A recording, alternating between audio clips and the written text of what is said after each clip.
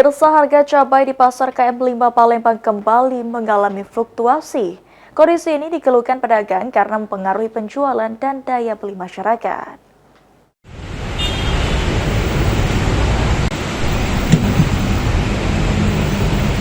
Pedagang cabai di pasar KM5 Palembang mengeluhkan harga cabai yang terus berubah dalam beberapa pekan terakhir.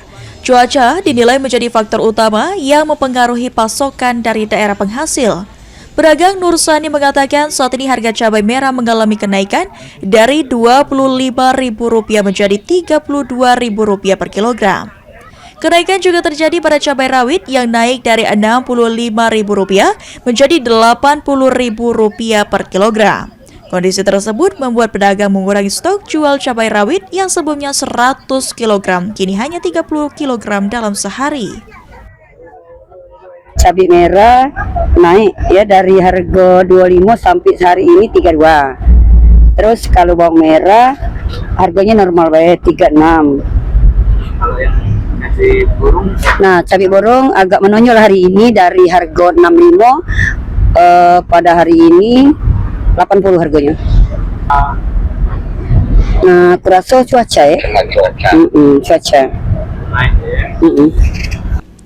Kepala Dinas Ketahanan Pangan dan Peternakan Sumatera Selatan Ruzwan Effendi mengatakan, curah hujan yang tinggi menjadi salah satu penyebab pengiriman cabai terhambat sehingga jumlah cabai yang masuk ke pasar berkurang dan mempengaruhi kualitas dari cabai. Dinas Ketahanan Pangan dan Peternakan terus memantau pergerakan harga dan ketersediaan cabai di pasar tradisional. Sini ada naik dari harga-harga kemarin. Ini sebenarnya disebabkan oleh faktor alam.